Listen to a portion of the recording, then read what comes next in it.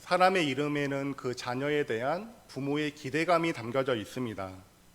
제 이름이 이제 병수인데 이제 한문으로 보면 빛날 병 목숨수자를 씁니다. 그러니까 뭐 빛나는 목숨인데 좀 의역을 하면 오래 살라라는 그런 뜻이 담겨져 있습니다. 근데 제가 이제 저희 집안에서 4대 독자입니다. 그러니까 옛날에는 4대 독자는 군대에 안 갔다라고 해요. 그러니까 그만큼 이제 손이 귀한 집안인 거죠. 그리고 할아버지가 제가 알기로는 7순이 넘으셔서 저를 보셨습니다. 그래서 이제 오래 살라는 그런 뜻을 담아서 그래서 대대 손으로 아들을 많이 낳으라는 그런 기대감을 가지고 이름을 지으셨습니다. 그래서 제가 얼마 전에 그 할아버지의 기대감을 이제 충족시켜 드렸죠. 얼마 전에 이제 5대 독자를 낳았습니다. 저의 아이의 이름이 하온인데 하나님을 온전히 따르라, 하나님께 온전히 맡깁니다라는 그런 저와 아내의 기대감을 가지고 그런 이름을 짓게 되었습니다. 이처럼 이름에는 부모의 기대감이 담겨져 있습니다. 그렇기 때문에 대부분 이름이 좋은 의미이지 나쁜 의미는 없습니다. 그러니까 우리 성도님들의 그 성함도 다 좋은 의미일 것입니다. 오늘 본문을 보면 아담과 하가 이제 동침을 합니다. 그래서 2명의 자녀를 낳는데 아벨과 가인이죠. 근데 한 아이의 이름에는 부모의 기대감이 담겨져 있고 한 아이의 이름에는 그러지 않습니다. 우리가 창세기 4장 1절을 한번 함께 읽어보겠습니다. 네, 4장 1절입니다. 네, 시작. 아담이 그의 아내 하와와 동침하매 하와가 임신하여 가인을 낳고 이르되 내가 여호와로 말미암아 득남하였다 하니라. 네, 가인을 낳고 이제 가인을 보면서 말하기를 내가 여호와로 말미암아 득남하였다라고 합니다. 이 가인이라는 이름의 그 원 의미는 획득하다인데 그 이름에서 이제 부모의 기대감이 드러나 있습니다. 내가 여호와로 말미암아, 그러니까 하나님께서 주신 아들이라는 것이죠. 그러니까 아담과 하와는 그 가인을 보면서 창세기 3장 15절에서 약속하신 여인의 후손, 그 구원자가 가인이라고 생각했던 것 같습니다. 그래서 그 구원자인 아들을 하나님께서 주셨다라는 의미로 가인이라고 지었던 것입니다. 그러니까 첫째 아들에게는 여인의 후손, 구원자라는 기대감이, 부모의 기대감이 담겨져 있는 것입니다. 그리고 이제 시간이 지난 후 가인의 동생인 아벨을 낳습니다. 근데 이 아벨의 이름의 뜻은 허무, 티끌 이런 의미예요. 그럼 누가 자녀의 이름을 허무, 티끌 이렇게 짓겠습니까? 이런 이름을 지었다가는 다른 가족이나 사람들에게 욕을 먹겠죠. 그리고 그 자녀에게도 왜 내 이름을 이렇게 지어주었느냐라는 그런 말을 들을 것이 뻔합니다. 근데 부모가 이렇게 지을 수밖에 없는 그런 상황이 있었던 것입니다. 그러니까 가인에 대한 기대감이 무너졌기 때문에 아벨이라는 이름을 지어준 것 같습니다. 이 가인이라는 이름에서 알 수 있듯이 구원자라는 기대감을 가지고 그 이름을 지었고 부모의 기대를 한 몸에 받으면서 가인이 자랐습니다. 이 아이를 통해서 하나님께서 우리를 구원하실 것이다 라는 기대감이 있었죠. 그런데 시간이 지나면서 이 가인에게 죄된 본성이 있음을 보게 되었을 것입니다. 그러니까 모든 사람은 죄인으로 태어나기 때문에 죄를 지을 수밖에 없죠. 그러니까 가인도 죄를 지었을 것입니다. 그러면서 가인을 향한 그 부모의 기대감, 하나님이 약속하신 구원자라는 그 기대감이 무너졌을 것입니다. 그러면서 우리에게는 소망이 없다라는 그런 마음으로 허무, 티끌이라는 의미를 가진 아벨이라는 이름을 붙이게 된 것입니다. 여러분 한번 아벨의 그 삶을 생각해 보세요. 태어날 때부터 부모의 기대감을 받지 못합니다. 저도 이제 한 달 전에 제 아이를 낳았는데 그냥 그 아이에 대한 기대감이 생기더라고요. 그 아이가 지금 잘하는 것이 하나도 없어도 이 아이를 향한 기대감이 제 안에 있습니다. 그런데 아벨은 그렇지 못해요. 어찌 보면 이 아벨의 인생은 처음부터 좀 불쌍한 인생입니다. 가인과 아벨이 이제 자라나게 되면서 직업을 가지게 됩니다. 가인은 농사꾼이 되었고 아벨은 양을 치는 사람이 되죠. 그리고 가인과 아벨이 각각 하나님께 제사를 드리게 됩니다. 가인은 이제 농사꾼이었기 때문에 자신의 지은 농산물로 하나님께 제사를 드립니다. 그리고 아벨은 양을 치는 사람이었기 때문에 자신이 기르는 양으로 하나님께 제사를 드리죠. 그런데 가인의 제사는 받지 않으시고 아벨의 제사만 받으십니다. 그러니까 하나님이 받으시는 제사가 있고 받지 않으시는 제사가 있다라는 것이죠. 그러니까 우리는 그냥 내가 드리는 모든 예배를 하나님께서 받으신다라고 생각할 수도 있습니다. 아니면 하나님께서 내 예배를 받으실까에 대한 그런 생각이 전혀 없이 예배를 드릴 수도 있습니다. 근데 하나님께서는 모든 예배를 받으시는 것이 아니라 받으시는 예배가 있고 받지 않으시는 예배가 있으십니다. 이사야 1장을 보면 이스라엘 백성들이 수많은 제사를 드립니다. 근데 그 제사에 대해 하나님께서 이렇게 말씀하세요. 무수한 제물이 내게 무슨 유익이 있겠느냐. 그들이 수많은 제사를 드렸지만 그 제사가, 그 제물이 하나님께 아무런 유익이 되지 않는다라는 것입니다. 하나님께서 그 예배를 받지 않으셨기 때문이죠. 우리가 이제 주일 오전 예배 때 출석 체크를 합니다. 그래서 1부는 제가 하고 2부는 김우태 장로님이 하세요. 교회에 오면 왔다고 목장별로 다 이렇게 체크가 됩니다. 근데 저희 교회에는 보통 주일 예배 때 150명 정도 출석을 했어요. 그리고 코로나 이후로는 한 110명 정도 출석을 하고 있습니다. 근데 제가 체크하는 것과 하나님이 체크하는 것이 다를 수가 있는 거예요. 저는 왔다고 체크했지만 하나님은 체크를 안 하실 수도 있습니다. 그 사람의 예배를 받지 않으셨기 때문에 체크를 하지 않으시는 것이죠. 하나님께서 받으시는 예배가 있고 받지 않는 예배가 있음을 기억하시기를 바랍니다.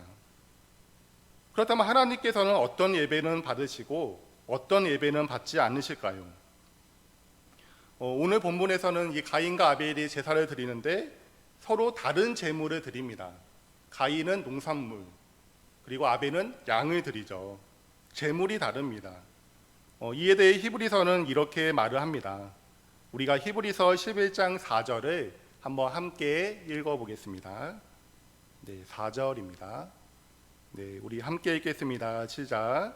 믿음으로 아벨은 가인보다 더 나은 제사를 하나님께 드림으로 의로운 자라 하시는 증거를 얻었으니 그가 죽었으나 그 믿음으로써 지금도 말하느니라. 아멘. 믿음으로 아벨은 가인보다 더 나은 제사를 하나님께 드렸다라고 합니다. 그러면서 하나님이 그 예물에 대하여 증언하셨다라고 합니다. 그러니까 아벨과 가인의 그 제사의 차이는 예물의 차이라는 거죠. 근데 어떤 사람들은 이 예물의 차이를 예물의 그 종류의 차이라고 합니다. 그러니까 농산물과 양의 차이라는 거죠. 가인은 이제 농산물을 드립니다. 그렇기 때문에 그 제물에는 피가 없죠, 피가. 그래서 이 피가 없었기 때문에 예수님의 죽음을 보여주는 제사가 아니기 때문에 그래서 가인의 제사는 받지 않으셨다라고 생각합니다. 반면에 아벨은 이제 양을 잡아서 제사를 드렸기 때문에 피 흘림이 있었습니다. 그래서 예수님의 죽음을 보여주는 것이기 때문에 아벨의 제사는 받으셨다라고 그렇게 생각하는 것이죠. 어느 정도는 좀 일리가 있다라고 봅니다. 근데 제 생각에는 하나님께서는 피를 흘리는 제사만 받으신다라고 말씀하지 않으셨습니다. 우리가 구약의 제사를 보면 소제라고 있어요. 이 소제는 곡식을 드리는 제사입니다. 그러니까 피가 없죠. 근데 그 소제도 하나님께서 기뻐 받으셨습니다. 그렇기 때문에 제물의 그 종류의 차이는 아닌 것 같습니다. 제물의 종류의 차이가 아니라 제물을 드릴 때에 그 사람의 그 마음의 차이, 제물을 드리는 그 사람의 마음의 차이입니다.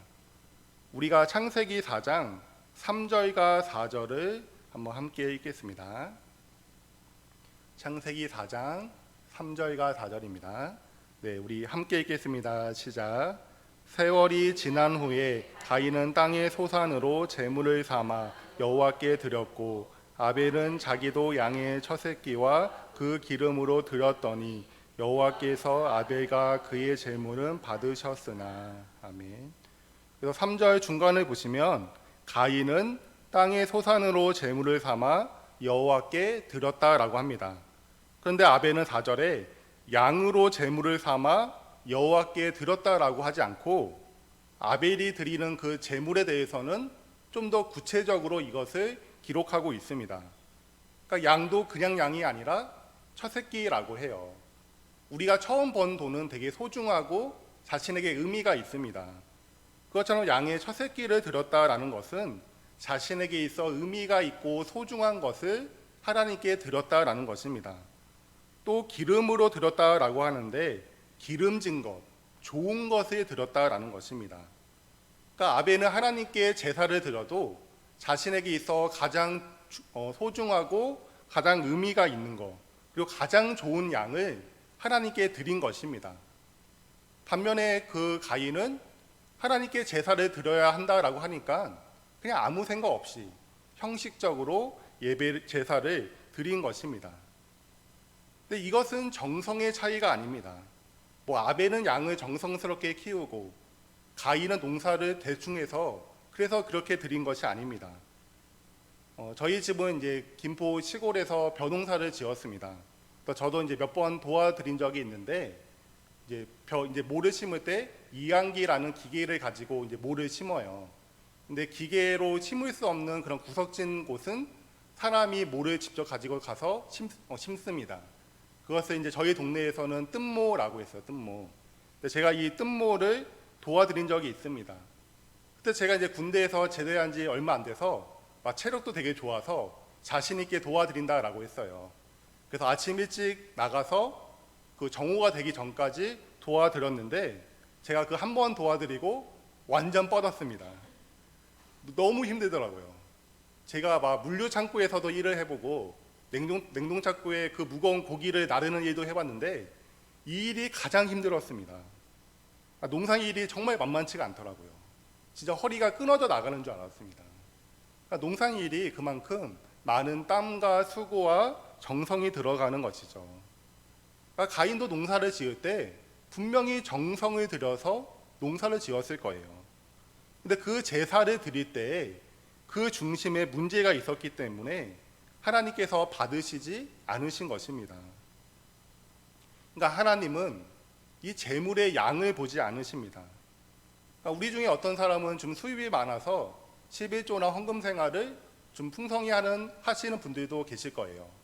어떤 분들은 적게 11조를 하고 어쩌면 아예 못 하실 수도 있습니다.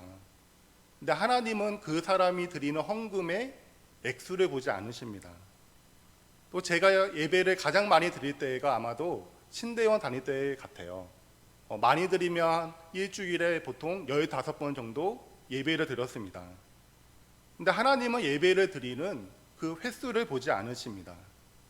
우리의 마음의 중심을 보시죠. 어떤 마음으로 헌금을 드리고 어떤 마음으로 예배를 드리는가. 우리의 마음에 관심을 가지고 계십니다. 그리고 그 마음을 보시고 우리의 예배를 받으시는 것이고 받지 않으시는 것입니다. 그러니까 우리가 예배를 드리기 전에 우리가 예배를 준비해야 하는데 그 준비에서 가장 중요한 것이 마음의 준비입니다. 마음의 준비. 하나님이 받으시기에 합당한 마음으로 우리가 우리의 마음을 준비해야 하는 것이죠. 여러분은 오늘 예배 나오실 때 여러분의 마음을 준비하셨습니까? 마음을 준비해서 하나님께 나아오는 우리가 되기를 소원합니다. 이 가인과 아벨은 마음의 차이가 있다고 했는데 그렇다면 어떤 마음의 차이가 있었을까요? 우리가 예배를 드리기 전에 마음을 준비해야 한다라고 했는데 어떤 마음을 준비해야 할까요? 우리가 히브리서 11장 6절을 한번 함께 읽겠습니다. 네, 히브리서 11장 6절입니다. 네, 우리 함께 읽습니다. 시작. 믿음이 없이는 하나님을 기쁘시게 하지 못하나니 하나님께 나아가는 자는 반드시 그가 계신 것과 또한 그가 자기를 찾는 자들에게 상 주시는 이심을 믿어야 할지니라. 앞에서 이제 아벨과 에녹 이야기를 하고 나서 이제 믿음에 대해서 이야기를 하십니다. 믿음이 없이는 하나님을 기쁘시게 하지 못한다라고 합니다. 그러니까 우리의 예배가 믿음으로 드려질 때, 믿음의 예배가 될 때 하나님께서 기뻐하신다라는 것입니다. 그러면서 하나님께 나아가는 자는, 다른 말로 하면 하나님께 예배 드리는 사람은 그가 계신 것과 또한 그가 자기를 찾는 자들에게 상 주시는 이심을 믿어야 한다라고 합니다. 그가 계신 것, 그가 자기를 찾는 자들에게라고 하죠. 그러니까 우리의 믿음에서 중요한 것은 그입니다. 하나님이 중요합니다. 우리의 예배를 받으시는 대상인 하나님에 대한 믿음이 중요합니다. 그 믿음이 있는 우리의 마음을 보시고 하나님께서 우리의 예배를 받으시는 것입니다. 다시 창세기 4장으로 돌아가면 이 4장 5절에서 하나님께서 가인의 제사를 받지 않으시자 가인의 그 얼굴 빛이 변하면서 몫이 이제 분을 냅니다. 우리가 이제 정성스럽게 선물을 준비했는데 그 선물을 받는 사람이 거절하면 이제 화가 나죠. 제가 이제 대학생 때 단기 선교를 가기 위해서 기도 편지를 이렇게 썼습니다. 그러면서 기도 부탁도 하고 이제 후원도 이제 부탁을 했어요. 그러면서 이제 한 명 한 명 정성스럽게 편지를 써서 그 기도 편지를 나눠 드렸습니다. 근데 제가 이제 나눠 드리고 돌아오는데 그 길거리에 그 기도 편지가 떨어져 있는 거예요. 뭐 버렸는지 아니면 실수로 떨어뜨린 건지 모르겠지만 아무튼 그 길바닥에 그 기도 편지가 떨어져 있었습니다.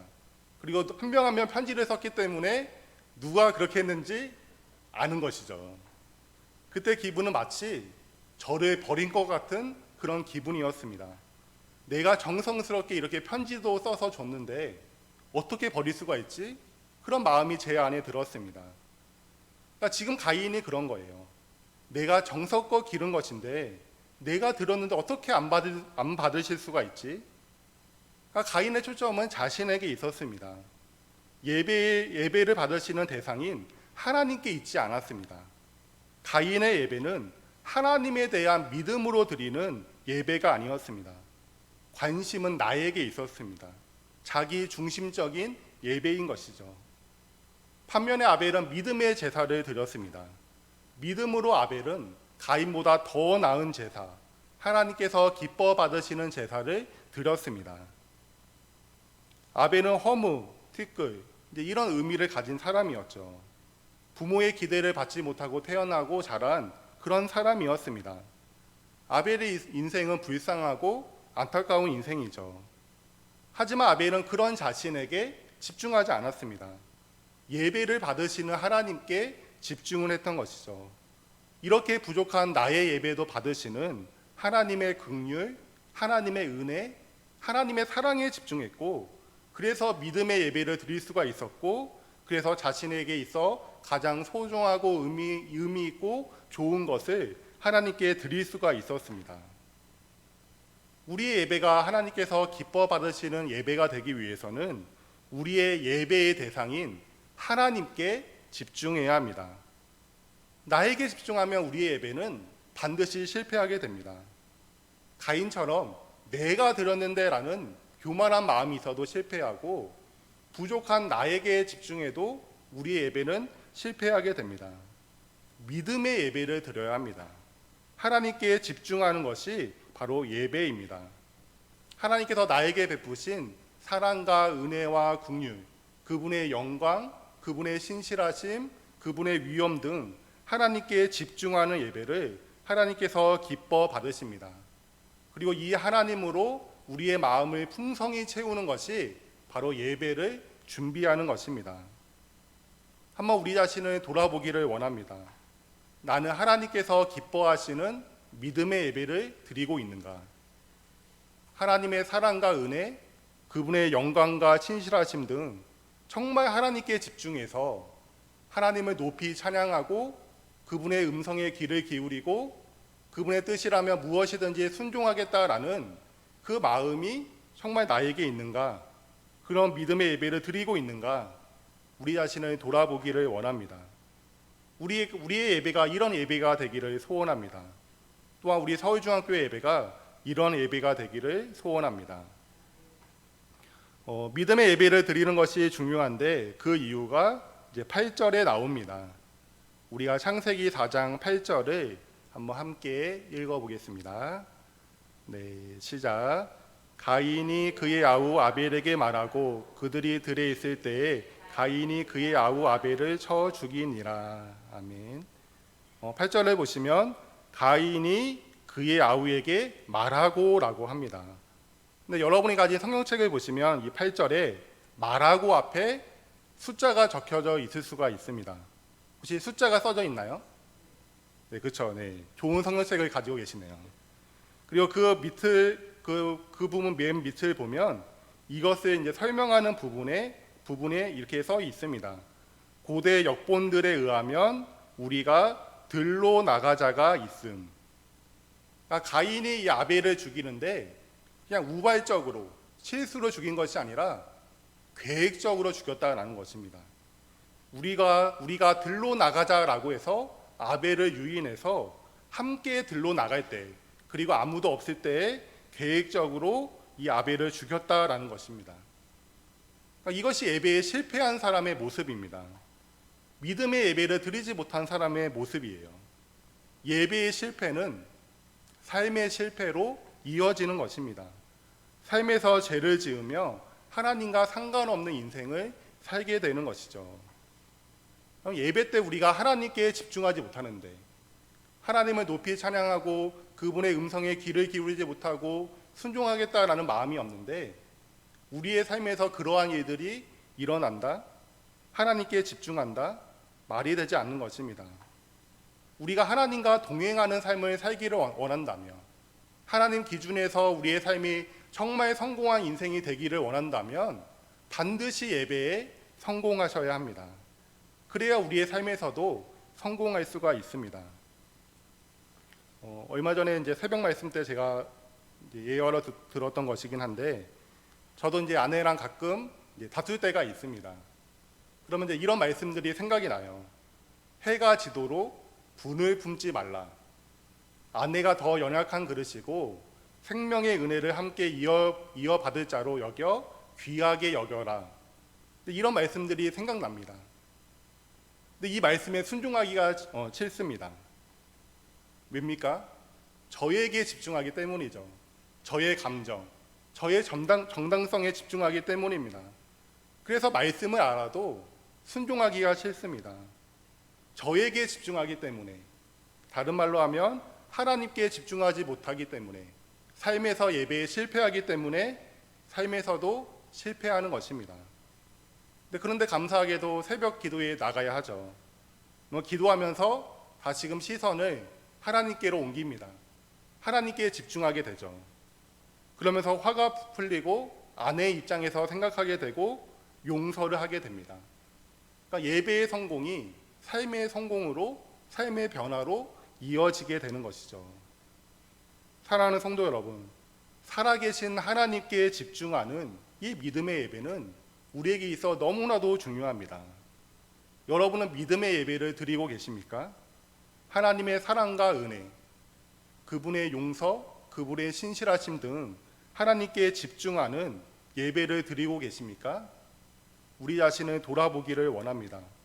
그래서 믿음의 예배를 드림으로 하나님께 영광을 돌리고 우리의 삶에서도 성공하는 그 같은 은혜가 있기를 예수님의 이름으로 소원합니다.